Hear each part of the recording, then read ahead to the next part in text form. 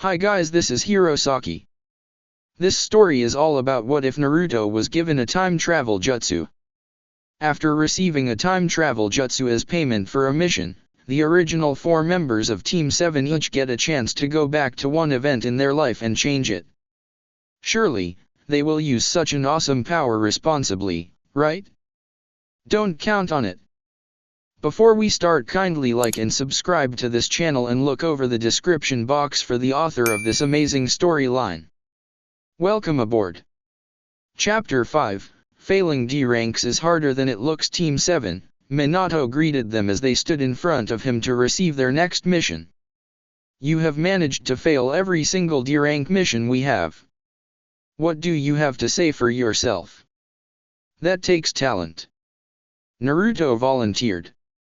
Naruto, Minato said sternly. What? Have you ever tried to fail at some of those? Naruto shot back. How did we manage to fail at finding Tora?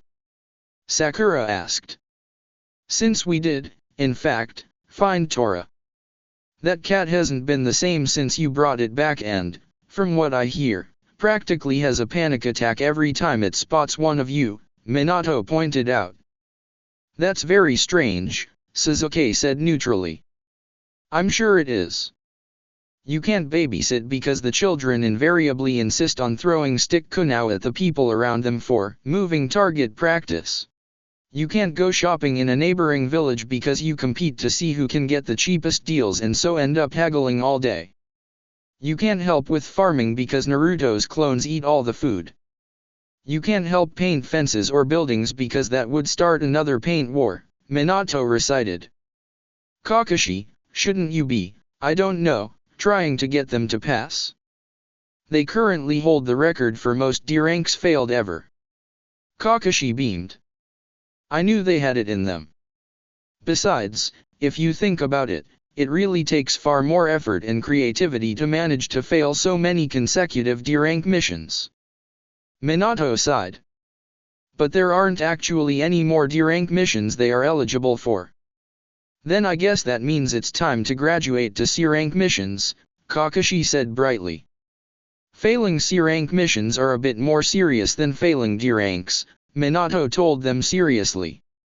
As their Jounin instructor, you have the right to request they move up to C ranks, but I need to know that you all will take these seriously. Sakura nodded. Absolutely. Sasuke grunted in agreement. Dibs on any escort missions to wave, Naruto called. Minato blinked. It just so happens that there is an escort mission to the Land of Waves. Naruto, have you been sneaking looks at the mission scrolls again? No, Naruto denied, sounding far too innocent to be believed. Kakashi? Minato asked. We'll take it, Kakashi replied. Alright, I'll just let Tajuna know, Minato said, writing their team down on the mission roster and calling in the old bridge builder. What's this? Tajuna asked, taking a swig of his bottle. They're all just a bunch of super brats. Especially the short one with the stupid face. That's my son, you know, Minato informed him, sounding amused. I mean, I feel confident that Konoha will be able to provide me with a competent force to protect me on my journey home, Tajuna immediately backtracked. Naruto smirked at him. Oh, we'll definitely be able to protect you from any run-of-the-mill bandits you're likely to encounter because that is well within our qualifications. Great. Tajuna said, looking a little nervous. Alright guys, let's meet at the village gate at 9 tomorrow, Kakashi ordered. I'll make sure to let Anko know, Minato assured the 3 genin. So, tomorrow's your first day out of Konoha with your brats, Anko mused aloud when Kakashi arrived back at their apartment later that day. How did you know? Kakashi asked, a little surprised. Minato called me in and asked me to make sure you'd be there on time, she explained. Honestly, it's like every time you're late for something, they hold Obito or I personally responsible. If I knew I'd be your personal alarm clock, I never would have agreed to go out with you. But now you're stuck with me, Kakashi said smugly. It's the mask, Anko insisted. I love being the only one to know what you look like without it. Even more so since you started giving everyone who asked a different description, Kakashi concurred. Although the current most popular theory is that I have a bad third-degree sunburn that I hide from shame, which is completely ridiculous as it's kind of hard to get a sunburn on your face when it's always covered by a mask, but if they would stop asking me, I'd stop giving them false information, Anko said defiantly, crossing her arms. You must be happy, huh? Your dream team finally getting a chance to prove themselves. Oh, I don't know, Kakashi replied. Watching them plot new ways to fail all the D-rank missions they were given was quite entertaining. I'll bet. Why were you so adamant about having those three, anyway? Anko asked him. I mean, Naruto and Sasuke I can understand because of Minato and Obito, but what about Pinky? What's her name again? Sakura, Kakashi supplied. Right, Anko nodded. I've seen her around a few times and from what I've seen, she's a zealous Sasuke fangirl and while I'm sure she'll grow out of it, you wanted her specifically. A lot of girls are at that age, Kakashi pointed out. Even Hyuga Hinata, the only one who graduated who wasn't a Sasuke fangirl, is infatuated with Naruto so I couldn't pick a kunoichi based on that. And Sakura reminds me a lot of Rin, actually. Better not tell her that until Sakura outgrows the fangirl stage, Anko warned him. Or she will hurt you. Duly noted, Kakashi said dryly. And she's gotten a lot better in the past month. It's like she's years more mature and she hasn't slipped into fangirl mode once. She really seems to be taking this seriously. A tribute to your teaching skills, I'm sure, Anko deadpanned. I can see where I'm not wanted, Kakashi sniffed. I guess I'll have to take my underappreciated teaching skills elsewhere. Oh, you know you'd be lost without me, Anko teased. After all, Obito has enough tardiness issues of his own to be able to make you show up on time all by himself. Oh, I don't know, Kakashi said thoughtfully. Last month when you both were on a mission, Itaka did an amazing job of getting me where I needed to be far before I felt I needed to be there. True, Anko conceded. But which would you rather have? The threat of losing your precious but replaceable porn or a happy fiancé? Eyeing Anko's fishnet top and appreciating the fact she'd taken off her trench coat, Kakashi's decision was easy. A happy fiancé. So, this is your first time leaving the village on your first ever C-rank mission, Minato said at dinner that night. Naruto rolled his eyes. Dad. Don't tell me you're going to get all sappy on me. I wouldn't dream of it, Minato promised. Still, this is not just one milestone but two. And after only a month. You know, Jiraiya-sensei didn't let us leave the village for a good 3 months. Naruto snorted. Is that because he didn't want to leave the convenience of the Konoha onsen and, more specifically, the women's area? Partly, Minato admitted. But, unlike with you, when we moved up to C-rank missions it was because we were ready for them, not out of necessity.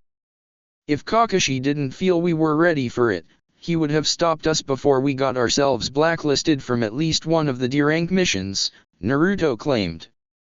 Minato looked at him incredulously. Probably, he amended. So why wave? Minato asked curiously. Huh? You said you wanted an escort mission and then specified that you would prefer it to be in the land of Wave, Minato reminded him. Oh right, Naruto said.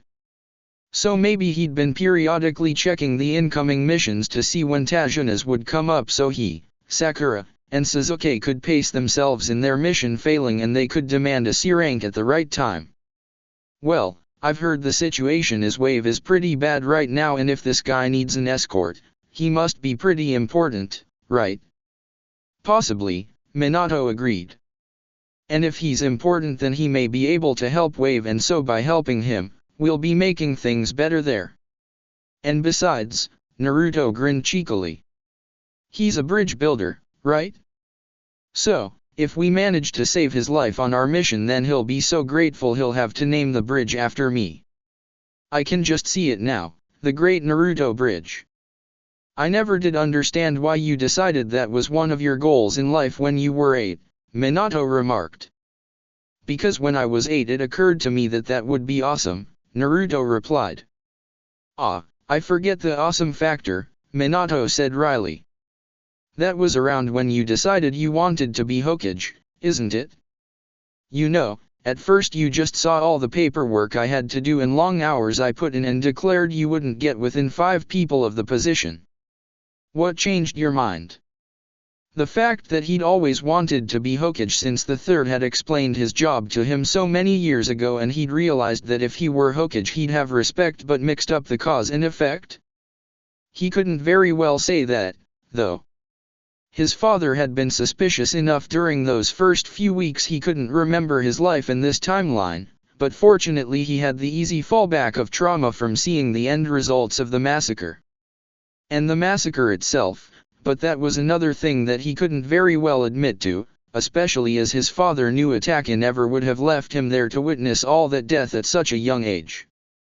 I didn't, Naruto finally settled on a reason, but then Orochimaru came and killed the Uchiha and destroyed Sasuke's innocence, and I never want something like that to happen to anybody I care about ever again. I want the power to protect Konoha and all my precious people who make it up. Becoming Hokage seems like the best way to do this. Minato smiled at him, and Naruto could tell that he was pleased with that answer. Besides, he couldn't resist adding, all that paperwork won't stand a chance against my army of Kagebunshin. So, tomorrow's your first mission outside of the village, huh? Itachi asked rhetorically. They were on their own that night as Obito and Rin had gone out for a nice dinner. Sasuke looked up from his food in surprise. How did you know? I know everything, Itachi said mysteriously. At Sasuke's skeptical look, he relented. The Hokage contacted Obito as a backup in case Anko failed to get him to show up on time tomorrow. With everyone running around knocking themselves out to get Kakashi to show up on time, it's a wonder he ever manages to be late to anything anymore, Sasuke noted. Itachi nodded. Indeed. Most people would see him being late as a sign of laziness, but these days the amount of effort he has to put into it is simply ridiculous. How old were you when you had your first mission outside of the village? Sasuke asked. 7, Itachi replied. It was 2 months after I had graduated the academy, and a local village was having some problems with wild animal attacks, so we had to take them out. Killing on your first C-rank mission? Sasuke asked distastefully. Then again, he had never gotten around to killing anyone until he was 16. Obviously, as an Umbu captain at 13 and committing the massacre at the same age, things were different for Itachi, but 7 was still a little young. Itachi shrugged. Better wild animals than humans for your first time. Your mission probably won't involve either, since it is a simple escort mission, but you never know when a mission will take an unexpected turn. You can't account for everything, and clients will not always be honest with you. Sasuke nodded. He'd learned that particular lesson the hard way when he thought Kakashi had gotten himself killed the last time they'd taken this mission. I hope the mission runs smoothly, but according to Naruto the situation in Waves is pretty dire, so who even knows? So, you're pretty happy with your team then? I've known Kakashi and Naruto for years, Sasuke replied. They may annoy me to no end, but I'm used to them, I guess. Sakura's gotten over her fangirl tendencies remarkably fast, so even working with her isn't really a problem. Although if they don't let that whole revenge thing drop, then I simply cannot be held accountable for my actions. Itachi looked at him seriously. You still hate and seek vengeance on Orochimaru for the massacre? Sasuke winced internally. He really didn't want to talk about the massacre, especially not with the person who had actually perpetrated it, regardless of what most people in this new timeline believed. Besides, how was he supposed to reassure his brother that he didn't hate him when he did, in fact, hate Orochimaru and wasn't supposed to know what had really happened? "I hold Orochimaru responsible for destroying my family," he said slowly.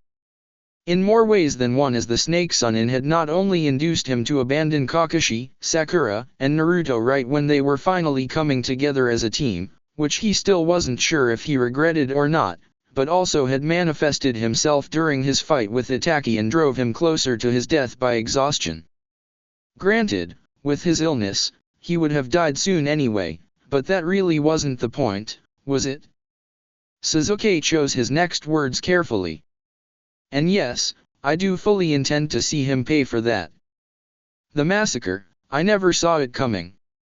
I don't know why it happened, and the not knowing, not understanding, is killing me. It all seems so senseless. But, it's not just that. Orochimaru is crazy. From what I can tell, he's brilliant, but no one can deny he's mad. The experiments he's conducted on people, will conduct on people. He sheds bodies like the snakes he so loves, and if he isn't stopped, he will continue to wreak havoc on the world." And did he mention how much he wanted revenge? Still, given the situation, downplaying that and focusing on the things he'd seen in his time in Oto and the Konoha invasion itself was probably the best way to handle it. "I'm going on a mission tomorrow," Sakura announced to her parents. "That's nice," her mother said absently. "What is it this time? Gardening? Filling in at the onsen? Babysitting? Ninja is so versatile." "Nope," Sakura said cheerfully. "We already went through all of those, so we're going on an escort mission." "An escort missions?" her father asked. "Does that mean you're going to be leaving Konoha?" Sakura nodded. "We're going to be escorting a bridge builder back to his home in the Land of Waves. It's only a C-rank mission, so it should be pretty basic. Just watching out for bandits and wild animal attacks, that kind of thing." "Supposed to be?" her father repeated. "Does that mean it won't?" Sakura shrugged. "I don't know," she lied. "It shouldn't be, but it never hurts to be prepared and might kill you not to be, so kill you." Her mother jumped on that, alarmed. "I'm not going to get myself killed on my very first C-rank mission, Mom," Sakura assured her. "Or on any C-rank mission if I can help it. Kakashi, Naruto, and Ino would never let me live it down. Even Sasuke would probably have something to say about it." "Sakura." Her mother hesitated. "You're sure that being a ninja is what you want to do? It's a little late to be asking me that now that I've graduated and am a registered kunoichi, don't you think?" Sakura pointed out. "I know," her mother acknowledged. "But it's one thing to know that one day your only child would be facing life or death situations, and it's quite another for that one day to be tomorrow. I know that you're worried, Mom, but Kakashi is very well qualified and I have nothing but faith in him and in my teammates. I'll face tougher challenges than getting one old man home in one piece, and I'll come back from them in one piece myself, I promise. Besides, I'd be hopelessly behind if I switched career paths now," Sakura said lightly. "We may not understand the life of a ninja very well," her father told her seriously. "But don't forget that we're proud of you, honey." The next day, to their surprise and mild horror, Kakashi was already waiting at the Konoha gates when the three genin showed up. "How in the world did I manage to be late?" Sakura wondered. "My house is 20 minutes away and I left 45 minutes early." "You're not late," Sasuke said, sounding as if he were in shock as well. "Kakashi is early. You know, it's a sad day indeed when we get somewhere after Kakashi does." Naruto shook his head ruefully. "Laugh all you want," Kakashi told them. "Anko wanted me to be here on time and she can be very persuasive." "Really?" Naruto asked with a raised eyebrow. Kakashi nodded happily. Yes, but you're far too young to hear anymore. Like we'd even want to, Sakura said, making a face. You're honestly accusing us of being too young? Naruto demanded. Seriously? After everything? That's rich. He's got a point, Tajana piped up. You three barely look old enough to have hit puberty. Especially her. Sakura automatically raised her fist, but Naruto held her back. Now, Sakura-chan, he whispered, if I didn't get to kill him, neither do you. Besides, Wave needs him, remember. Reluctantly, Sakura stood down. She knew Naruto was right, but, honestly, given the man was lying to them about the danger of the mission and could very well have gotten the three fresh out of the Academia Genin killed, particularly her as she was useless at the time and Naruto as he'd confided that he couldn't properly use his chakra until he'd accessed the Kyuubi's, which made it ironic that Sasuke was the one to nearly die. Would it kill him to be polite? It would have made their decision to keep going once they found out the truth a lot easier. With that, they were off. Chapter 6, He Could Be a Zombie. Okay, Kakashi said after they made camp for the night. Is Tajana sleeping? Sakura nodded. He should be out for a while and quite hungover tomorrow, so that will make him more irritable. He insults me and I'm still going to yell at him, Naruto insisted. Sasuke snorted. Please. Did you see how he reacted when your father mentioned your relation? If anything, he'll start in on Sakura like he did this morning. If he insults her, I'm going to be on hand to stop her from killing him, Naruto vowed. That's the spirit, Kakashi said. Now, I can't believe we forgot to do this before we left, but we need to make a list. A list? Sakura repeated. Indeed. While this may have been over a decade and a half ago for me, it was still 6 years ago for you, Sakura, and some time in between that for the boys. As such, unless we pool our memories, we're unlikely to be able to use our future knowledge to our advantage, Kakashi concluded. So, what do you remember? I remember Sasuke trying to kill himself when we first met Zabuza, Naruto replied immediately. Well, I remember Naruto just standing around like an idiot the first time we got attacked and getting himself poisoned, Sasuke retorted. Which I then heroically neutralized while I valiantly declared that I wanted to go on, Naruto countered. If you had been anyone else, you would have bled to death. Sasuke pointed out. But I wasn't, so I didn't, Naruto replied, sticking his tongue out. So, we met Zabuza before the battle that led to his death, Kakashi summarized. I think I remember that. I overused the Sharingan and passed out from chakra exhaustion. Very embarrassing. We tried to see under your mask but you wore, like, 5 of them, Sakura added. Serves you right for trying to abuse my trust, Kakashi sniffed. Trust? Sasuke repeated. You didn't trust us, you passed out. Which I felt secure in doing because of my faith in you, Kakashi replied. And then we were also attacked. We realized that because it's been dry and there were puddles. Anything else? I remember Naruto freaking out and scaring that poor rabbit half to death, Sakura said, glaring at her blonde teammate. Hey, be fair, Naruto implored, holding up his hands in self-defense. That was a diversion by Zabuza and the way we knew he was even there. I reawoke my Sharingan for the first time since the massacre and heroically but stupidly sacrificed myself for Naruto, Sasuke offered. Good thing, too, as that was one of the pitifully few things that convinced me that you weren't a complete bastard after you ran off with that pedophile, Naruto told him. Sasuke made a face. God, you're making it sound like we had an affair. I don't need to hear about your time in Oto, Sasuke, Naruto said virtuously, then hid behind Sakura as Sasuke lunged at him. That was also when I first accessed the Kyuubi chakra and started to learn how to properly use my own. Oh, and I met Haku in the forest and thought he was a girl. Who's Haku?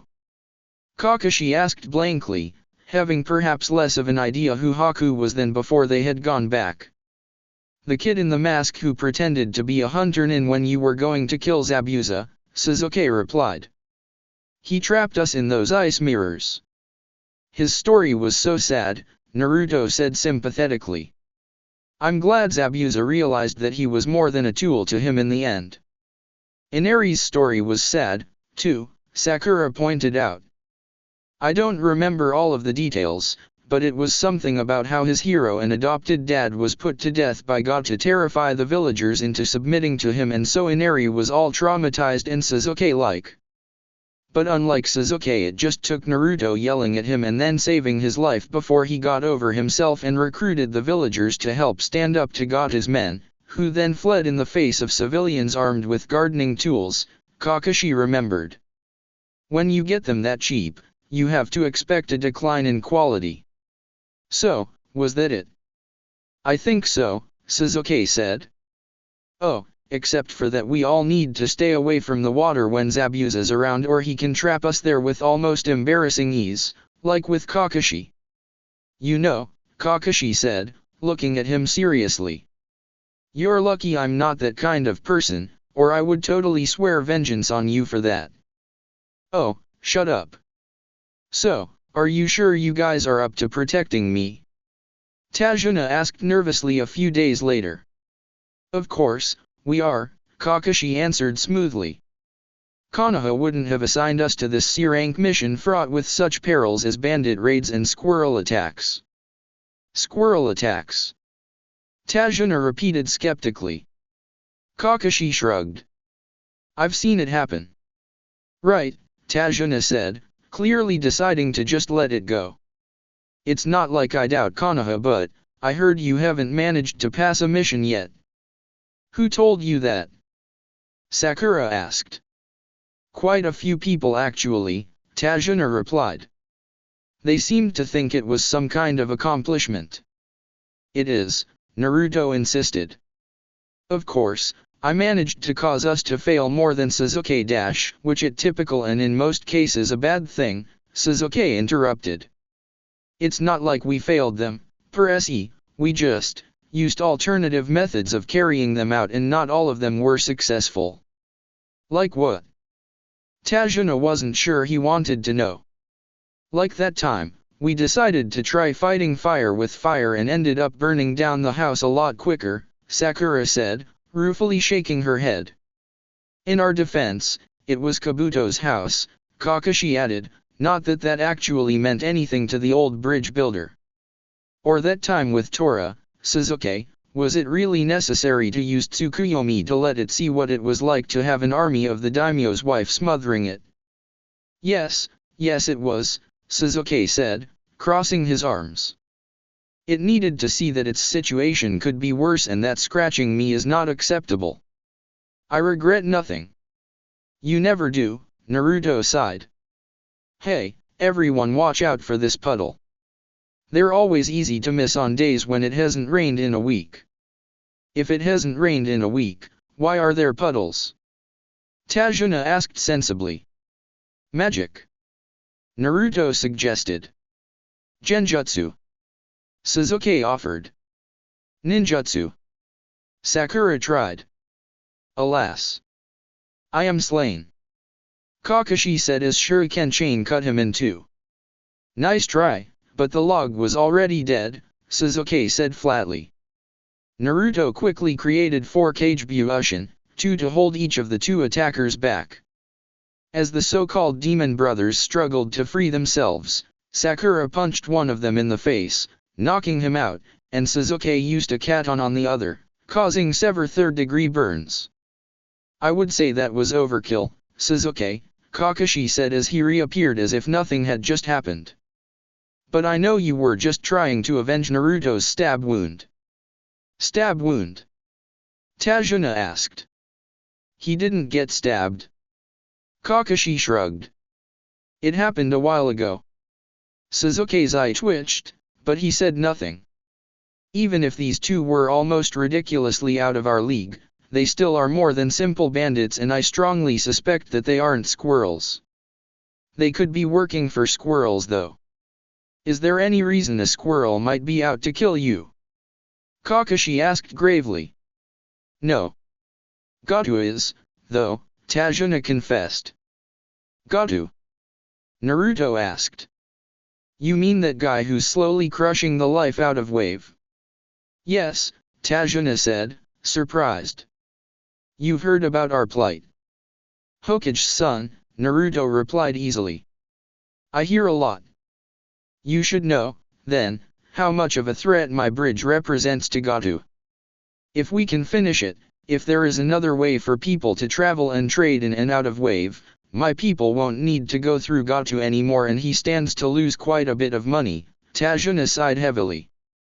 I can see how you might be tempted to abandon me, of course, then my poor, beautiful daughter would be all alone in the world. Nice try, Sakura told him. But Kakashi's engaged and his fiancée is one of the scariest people I've ever met. And my cute little grandson will swear vengeance. Tajuna tried again. We'll do it, Naruto said practically before he finished that sentence.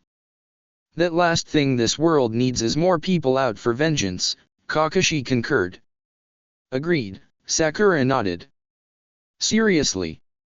Go die, Sasuke said flatly.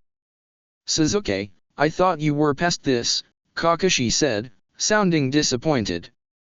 I can always give my therapy jutsu another go if you'd like, Naruto volunteered, trying not to sound too eager. Another eye twitches. Hey Sasuke, think fast, Naruto said before lobbing a kunai at him. They had just arrived in Wave after a very long and boring boat ride, and apparently Naruto decided hurling deadly weapons at his best friend with little warning was a good way to relieve that boredom. Sasuke quickly got out of the way. What the hell? Nice aim, Kakashi said, eyeing the snow-white rabbit Naruto's kunai had pinned to the tree. I take it this means Zabuza's around. Rolling her eyes, Sakura quickly moved to free the frightened creature. He better be, or I'm going to take my annoyance about Naruto needlessly traumatizing this poor creature out on Naruto. Naruto gulped and looked around quickly. Over there, he said, pointing to a tree. Sure enough, Zabuza was standing on top of it. Man down Kakashi, Zabuza said. No wonder the demon brothers were no match against you. They say you know over 1,000 jutsus and never leave anyone behind. I liked my old nickname better, Kakashi said idly. Sasuke snorted. Kakashi didn't actually do anything against the demon brothers. Not true, I faked my own death, Kakashi corrected. Not very convincingly, Sakura said. It fooled you last time, Kakashi pointed out. Last time we were idiots, Sakura replied. Not going to argue with that one, Kakashi muttered. So, Mamakai Zabuza, the demon of the mist. I see you've heard of me, Zabuza said, sounding pleased. Demon? Naruto asked skeptically. He doesn't look like a demon. He slaughtered his entire graduating class, Kakashi explained. So? Naruto shrugged. Does he have red eyes? Can he grow claws or fangs? What about having a seal to stop the demon from being released? Is he just called that because Kirigakure was jealous they didn't have a Jinchuriki? Wasn't the previous host for the Sanbai the Yondaime Mizukage, Yagura? Sakura asked. Zabuza growled at the name. And also, because they were ignoring him. Is he the one you tried to kill? Naruto asked sympathetically. Don't feel bad for failing, he was possessed. Literally. I'm going to kill you all very slowly and I'm going to enjoy it, Zabuza informed, unsheathing his giant sword. In response, Naruto called forth his Raise-nan, Kakashi created a Chidori, Sasuke activated his main Kyushari-nan, and Sakura concentrated her chakra into her fists. As Kakashi was about to deliver the finishing blow roughly 5 minutes later, a senbon whizzed past him and hit Zabuza in the neck. I was about to do that. Kakashi muttered. Thank you so much for wearing my target down for me, Haku said from up in a tree. I have been searching for him for quite some time. You wanted to kill Zabuza? Sasuke asked. Indeed. It is quite important to my village, Haku responded. Why didn't you just wait 2 seconds for Kakashi to finish him off then? Sasuke pressed. I didn't want there to be any chance for him to get away, Haku lied. Well, Kakashi said, examining the corpse, he's not moving and doesn't appear to be breathing, so there is a good chance that he's dead. Only a good chance? Sakura asked. Isn't that kind of the, I don't know, definition of being dead? People can't live without breathing, you know. Kakashi shrugged. I've seen it happen. Kakashi's right. Naruto said suddenly. He might become a zombie. Quick, let's cut off his head. That's really not necessary, Haku said, moving quickly beside his mentor. If it will make you feel any better, though, I'll make sure to do that when I dispose of the body. Thanks again for your help. With that, he was gone. So, which way to your house? Kakashi asked Tajuna, who was standing there frozen. You guys are incredible, he finally managed to say. Well, of course they are, Kakashi said matter-of-factly. They're my students, after all. I had no idea you were this good, Tajuna said, shaking his head in amazement. Kakashi shrugged. I was in Umbu for a while. Of course, I really wasn't quite suited for it, but... Why not? Sakura asked. Well, I came with my own mask, which was a plus, but since everyone already associated it with me, it didn't do much for concealing my identity, Kakashi explained. So, directions. Inari, say hello to these people. They are the ninjas who protected your grandpa, Inari's mother, Tsunami, told him when he got back home.